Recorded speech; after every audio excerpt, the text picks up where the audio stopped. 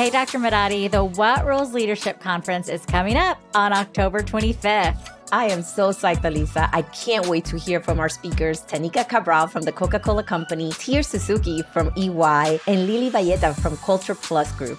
I'm excited for our workshops led by Monique Leno from Albertsons Companies and you, our very own Dr. Madadi Simeon. Yes, I'm so excited. We are going to have workshops for the multicultural women attending and managers who are attending who are not multicultural but want to support women of color. So get ready for an amazing event on October 25th. Register now at whatrulespodcast.com.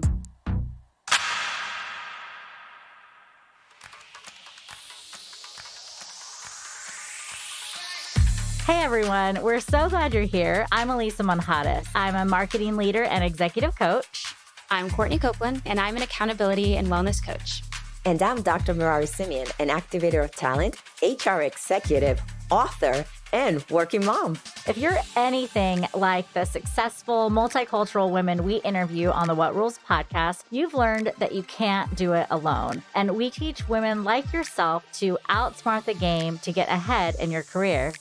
We're really talking about those rules that we grew up with as women and the expectations that have been placed on us. Our mission is to change the face of leadership at What Rules Podcast. As you listen to our talented guests, take note and take action. Go ahead, go and break those rules. For those of you who may not remember, episode 67, we had an executive from Coca-Cola, Tanika Cabral, come on and speak. And she actually recommended that we talk to her cool cousin, Erica. So if you want to check out Tanika's episode, she is an amazing powerhouse, episode 67. And she's going to be one of the featured speakers at the What Rules Leadership Conference on October 25th. So make sure to join us. Okay, well, let me just say, we're just going to start here. Tanika's cousin, Erica, that's who we're interviewing today.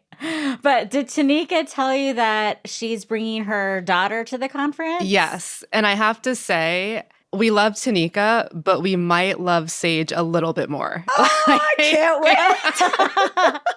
I mean, she's truly her mother's daughter, but Sage is like, she's a dream. I mean, I wish I was like her when I was that age. You meet her and you know that she is going to be somebody big when she gets older. So I was so happy to see that she's going to be a part of the conference. It's going to be so special. And it's virtual, but we're all recording together. We're going to have it live. So Erica, if you want to come. I'm going to have to pop up. Yeah, the invite is open. Yeah, it's going to be live from a studio. So all of the speakers will be live. So we would love to have you if you can make it. It would be wonderful. That would be great. Well, today's episode is all about creating what you want to see. And when Tanika said you worked at Cartier, I was like, I want to create what I want to see here.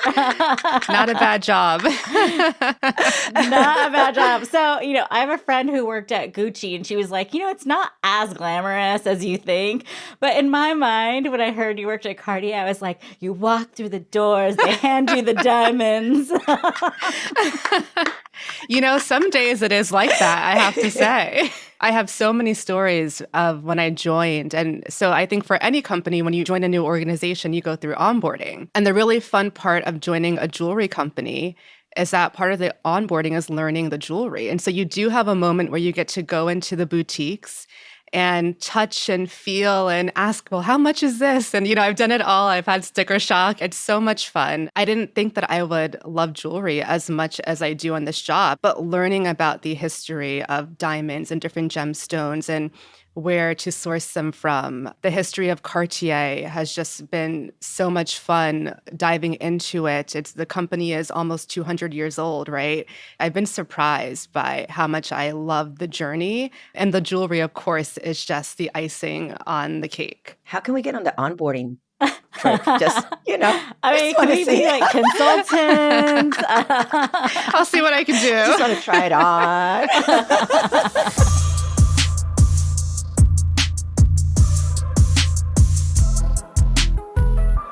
Okay, so Erica, welcome to the What Rules podcast. Thank you. We are so happy to have you. Tell us, what are the hats that you wear personally and professionally? Hi, I'm Erica Lovett. I'm the head of diversity, equity, and inclusion at Cartier North America, and I am 32 years old. I'm going to start with my most recent hat, which is I'm newly married, so I'm a wife. Congratulations. Thank you. Thank Okay, you. wait, did Cartier hook you up? We need to know. Well, I did get my wedding band from Cartier, which is really special. And I got his from Cartier as well.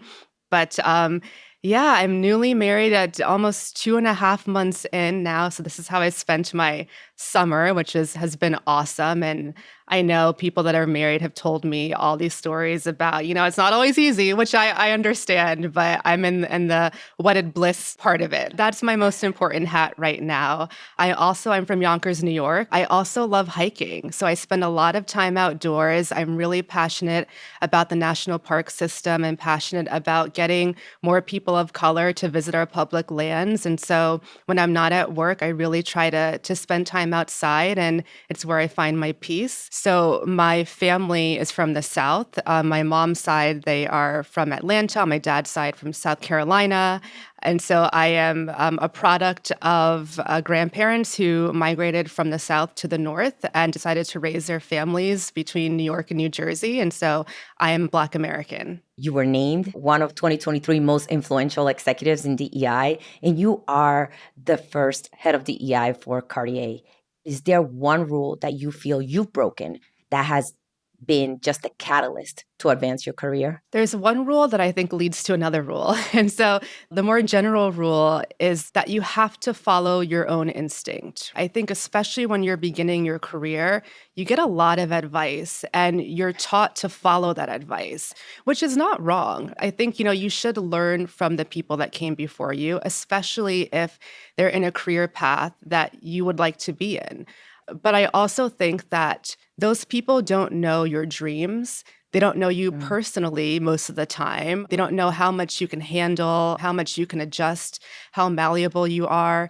And so you should listen to advice, but also listen to yourself. You listen to your voice, that voice in your head that told you to either do something or not to do something, which is why you're sitting here today. And the other thing I would say is I've learned early on that your age and your experience do not determine how much of an impact or influence you can have within an organization. And that's crucial. So often we're taught, wait your turn. It's not your time yet. You haven't paid your dues. And again, all of that is valid. And you have to be mindful of the culture of the organization that you're in, the people that you're working with, because all of that can impact how you should be showing up in the workplace. But I also believe that if you have a good idea, share it, right? I think oftentimes we're just taught to stay in our place, right? Don't rise above too quickly because then you're seen as arrogant or you're too confident, you're too this, you're too that. And really, it just holds all of us back. So I've just learned that no matter how old you are, no matter how much experience you have or don't have, you still have a right to be in that room and to share what's on your mind. Did you always want to be in DEI? Was that a dream of yours? No. Or how did you get to where you are today? I'm one of those people that never knew what I wanted to do. So after I graduated from high school, I ended up going to a small liberal arts college because I knew that with liberal arts, I did not have to declare a major immediately.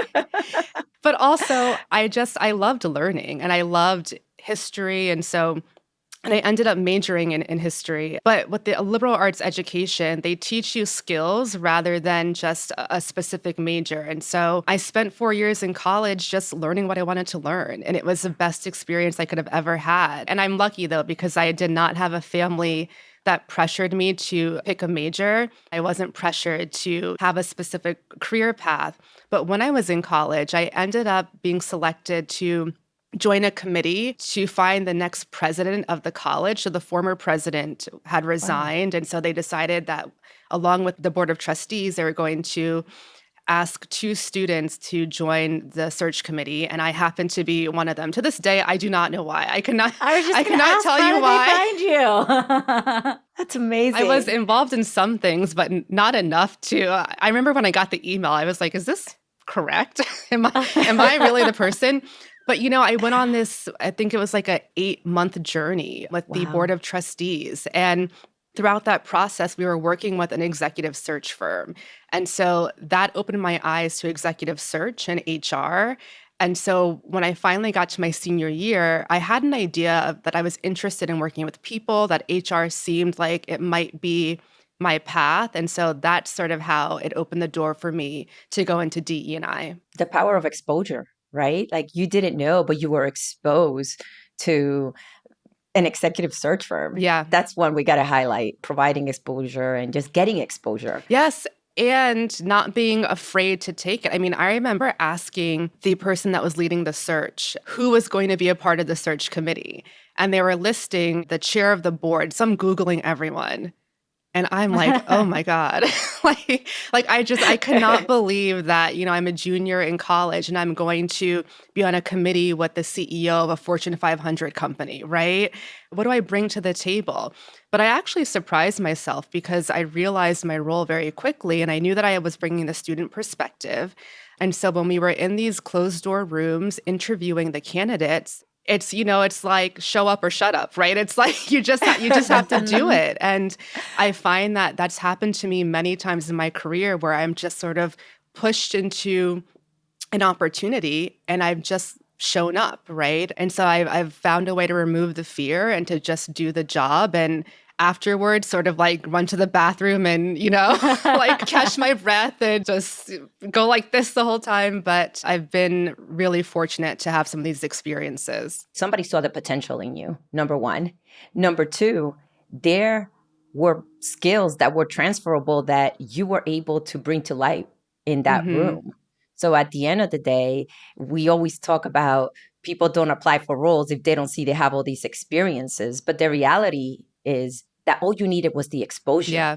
Those experiences, they just needed to be provided to you so that the amazing, bright you could come out. Absolutely. So I'm always really big on give us the exposure, give us the experience, and we will just knock it out of the park each time. So I'm just so glad that you were able to get that early on in your life because it really, it was a stepping stone to where you are today. Oh my gosh. I mean, there have been so many moments where I have been thrown into these very odd situations and I after the fact I reflect and I'm like, oh my God, how did I do that? But I think you're right. I think early on in my life I just have had time and time again have been put in these situations and now it's becoming second nature. So I'm at the point in my career now where not much really makes me nervous anymore, which I'm excited about, but I'm looking for something that will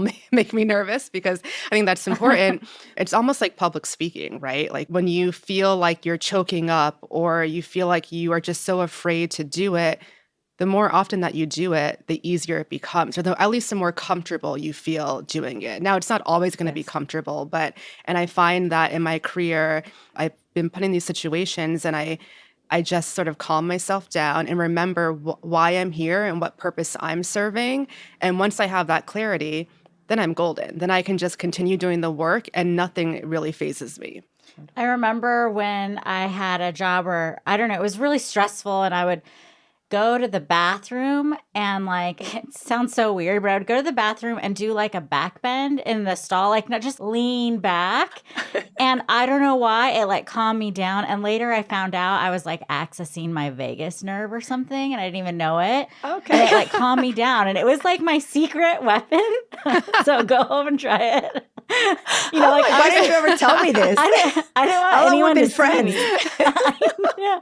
So I would just be like, I'll be right back. And then I'd go to the bathroom stall and bend backwards. It's your ritual. I love it. Yeah. Because you can't let them see you scared.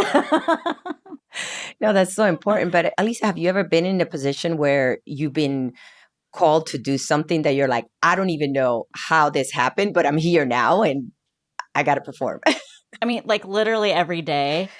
My business partner at Stories Bureau, I'm going to call him out for a second, but he has this pattern when we get a certain kind of project. He's like, but you're not an expert in this, or you've never done this before.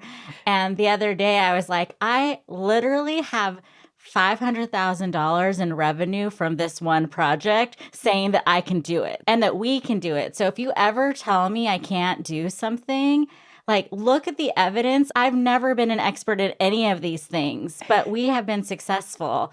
So you can't use that as an excuse anymore on me. And I think like maybe past me 10 years ago would have been like, you know what? I'm not an expert.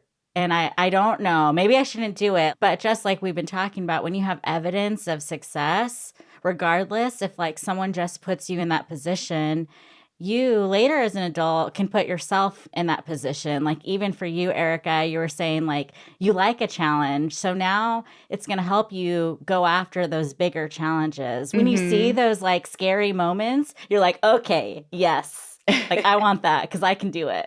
So with being the first, like we're talking about creating what you want to see, and you're the first in this particular role. Have you been the first in other roles in the past? Oh, yes. So previously, before Cartier, I was the director of inclusion and diversity at Condé Nast, which is a global media company. And so for people that aren't familiar, it's the parent company to Vogue, Vanity Fair, GQ, Arc Digest, Glamour, Allure, so many wonderful brands. And I spent... Can I just like live your life? I mean, we just want to hang out with you for the day. Anytime, come to New York, we'll have fun. Forget your cousins, because you're the cool one.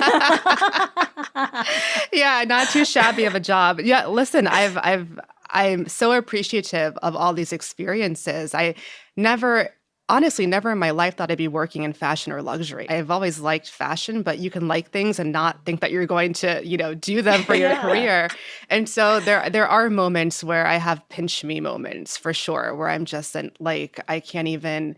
I remember I was sitting in front of Anna Wintour for our first meeting, and I was just looking at her like, am I really here right now? But that's a day in the life at Condé Nast. But yes, I was the first DE&I leader at Condé Nast, and so I started the function there. I joined as a manager back in December of 2016, I believe, and then grew the function single-handedly. I was a team of one, which that's a whole nother discussion because DEI leaders never have enough resources, and that's podcast number 2 for us. But it was a journey, and I have to say I was hired there to really focus on recruiting.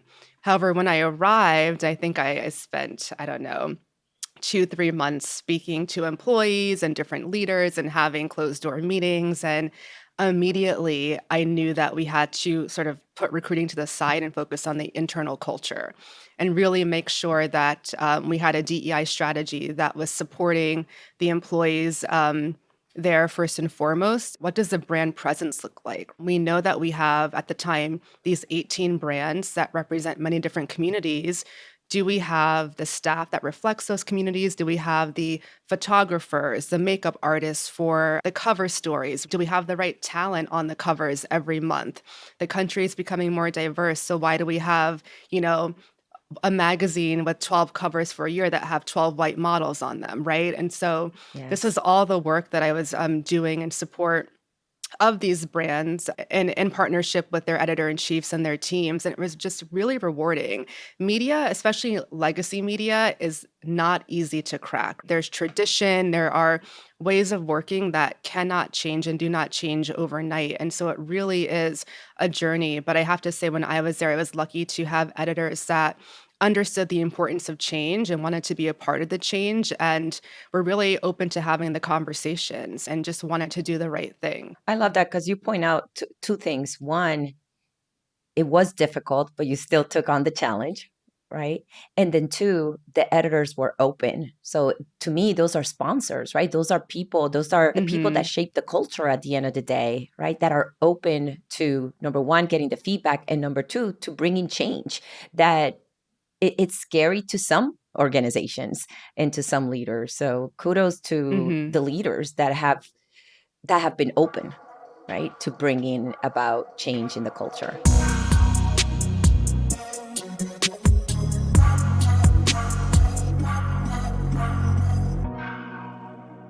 You have accomplished so much at such a young age. And Cartier is a global brand, and you're currently the youngest person and only American sitting on Cartier's philanthropy board. Tell us about how you accomplished that. How did you get there? How did it happen? I want to hear all. Oh my goodness, it's such an honor. So I think almost over a year ago, I think I joined in January of 2022. And my boss at the time, the CEO of Cartier North America, had come to me and she said, Cyril Vigneron, who's our global Cartier president, reached out to me because he really wants to invite you to join the Cartier Philanthropy Board. He feels that you have the right experience and perspective and will bring a lot of value to the board. Of course, I said, yes, but I was thinking that it was a board of like 20 people or so and different people across the company. But then when I officially joined and had our first meeting, I realized it was like 7 of us. and oh my goodness, here you are again, like Yes! college. What a pattern. Yeah, it was a moment. And, everyone is much more seasoned in their careers. Most of them have been working for the organization for a minimum like 15 years. A lot of them have a long tenure, if not with Cartier, then with their parent company, Richemont. We have one member who is an actual non-executive board member of Richemont, and everyone else is either in Europe, Africa, or Asia, and I'm the only American. And so I knew from the beginning that I was going to need to bring the American perspective as well as a generational perspective. And so again, like knowing my role, I was very mindful of that and very aware. And I had called some mentors and friends before my first meeting just to get advice on how I should be showing up, right? People that I knew were in boards and just wanted to make sure that I was putting my best foot forward. But it was such a proud moment. I mean, Cartier Philanthropy is a little over 10 years old. They've donated 100 million Swiss francs to date to causes all around the world that support the most vulnerable people. So it's something that I'm personally passionate about. And to be able to bring my perspective, to integrate DEI into the operations of the organization, to me, it's just been so rewarding. And I feel very lucky to have gotten this opportunity. And just think about it. You were equipped, just like they wanted the student perspective when you were in college. Now they wanted the American perspective. And you were completely equipped to do that and doing it wonderfully. You're still on the board, so this is amazing. And I have to say, Cartier is a French company, and so I actually get a lot of questions about being an American in a French company. Even though I'm based in North America and we have a North American arm, it's still French. And so I've learned a lot about working with people from not just different backgrounds, but from different countries. And I think culturally, as Americans, we tend to think that we know a lot, and even how we show up. I've learned. I mean, I had that reaction initially when someone told me that. I'm like, no. And then I get into the room and I'm like, wow, we do act a certain way. It's like a comedy. But I've learned so much by working with Europeans and working with people in Asia and South America. It's just been incredible to take a step back and look at different leadership styles based on culture is fascinating. And ways of working, right? I'll go to Paris for a meeting and we're sitting down drinking tea. There's pleasantries before you even get to discussing what you're actually in the meeting about. Now, the meeting, we're over 30 minutes, but it's the way of working. The French also take off all of August for a holiday, which I am beginning to try to do. So it's really been fun to spend a lot of time with my French and European and Asian colleagues. I don't have that experience with the Europeans, but I remember when I was working in the Caribbean and everything is so relaxed. And it's so funny when you mention, having tea. Well, there is coffee, right? So we're going into a meeting and I'm just coming in, American, like, all right, we got to do this. And I'm like, where's everybody? And they're just like having tea and cookies or whatever and sweets. And I'm like, what's happening here? And I remember I had a direct report come to my office and said, you can't lead like this.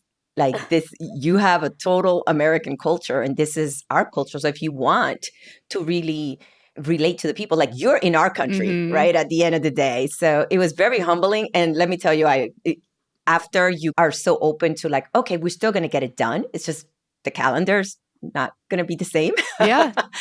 You get it done. you get it done. And it's such a beautiful thing to learn other cultures Mhm. and really just embrace it and realize that I believe those experiences helped me even as I lead people, as I was leading people globally in the past, because now I'm like, okay, where are they coming from? What is important to them? And you're able to really put yourself in their shoes and enjoy learning and enjoy a different style. So thank you for sharing that.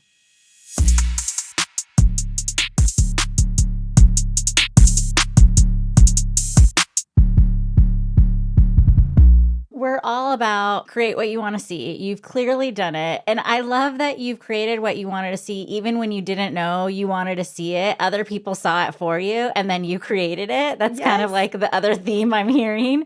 And you went for it. You talk a lot about showing up or showing up anyway. What advice would you give to someone who is like, I can't show up, or I don't want to show up, or I feel nervous about showing up? Like, what would you tell them? I typically tell people to think about their North Star. What is it that you want to achieve, and how do you envision getting there?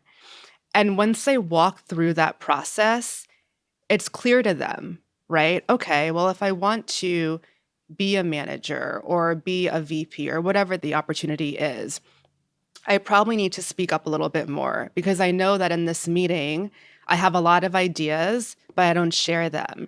So then what I'll do is I'll walk them through, okay, here are some ways that you can actually speak up. If you don't feel comfortable speaking up in the meeting, then why don't you follow up with these two people in your line of questioning? And so I try to help people figure out their own path because I don't think it's a one size fits all path, right? I really do feel that you have to tailor how you choose to tackle a situation based off of who you are. There are some people, like I'm naturally an introvert. Tanika will tell you, I'm like sneaking off to leave early. I don't have it in me to socialize that much while she's the host, like she's, partying and everything. And so the way that she and I have handled career opportunities have been very different. And so I like to share that because I don't think that anyone should look at what I've done and say like, I want to follow that path. I think that you have to figure out what your own path is and then try to learn from people that maybe have similar journeys. Take a little from here or there, but do your own thing. And then the other thing that I would say, which I think is so important, and the Shonda Brown Duckett says this a lot. She says that we rent our titles and we own our characters, right? And I think it's important to really prioritize who you are as a person above what your job title is or what the job title that you want to be is. You should always be leaning into your values. So the decisions that you're making, do they align with your values? Don't ever sacrifice your character or who you are just for a job title or just for a promotion. That's never going to end well. And so when I see young women in particular that I work with trying to make a decision, and I'll pull them aside and I'll say, look, do you want to talk really quick? I want to make sure that they know that they have someone that they can just talk to, vent with, rethink the decision that they're going to make if they need to, or go fully into that decision and live with the consequences of it. I try to encourage everyone to listen to the voice in their head, to learn from others, but to really prioritize themselves and to understand what motivates them, what their values are, what their North Star is, and then to create a plan for themselves from there.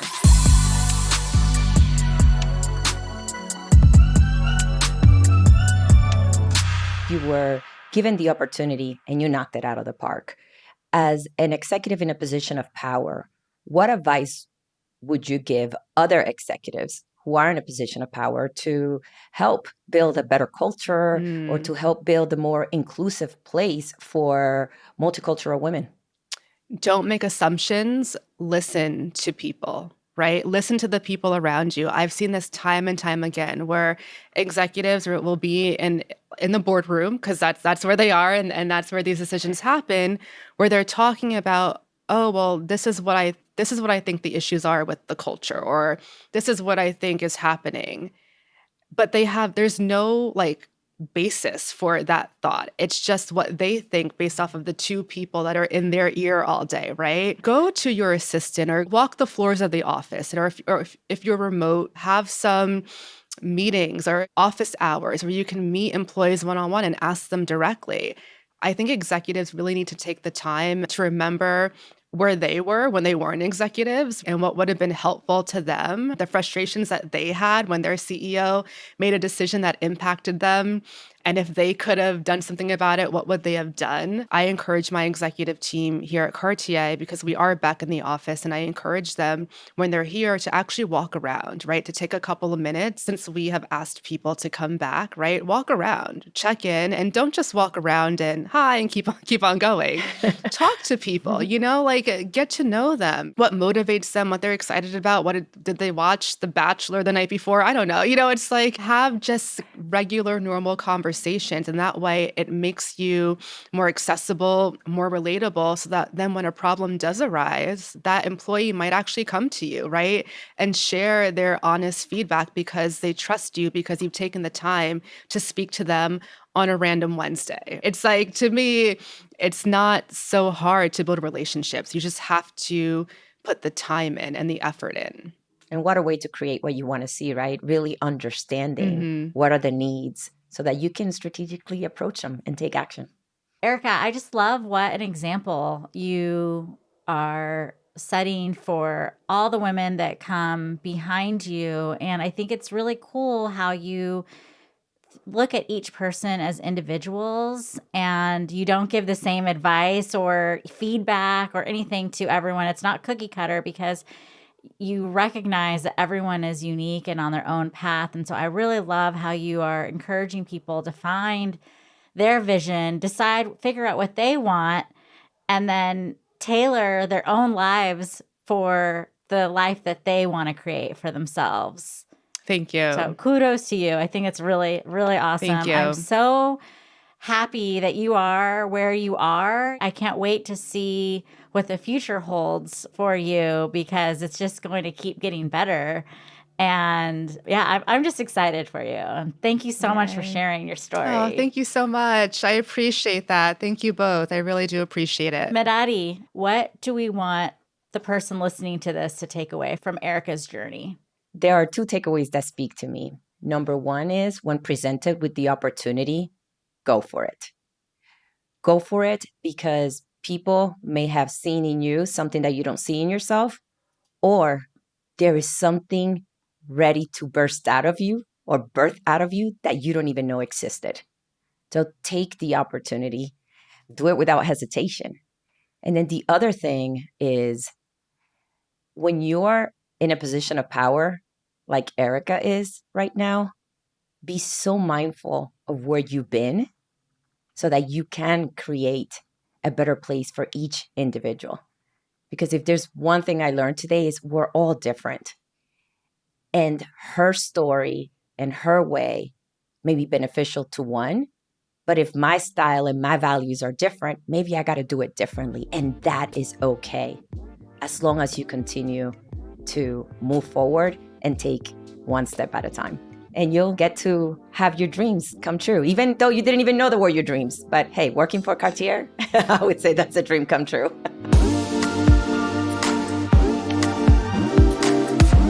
Want more advice on how to break the rules and outsmart the game to advance your career? Check us out on Instagram, YouTube, and our website, whatrulespodcast.com, for more insight from our guests and host, and join our community on LinkedIn where we discuss rule-breaking strategies for multicultural women. What Rules is a project of Zara Consulting and is supported by the amazing team at Stories Bureau.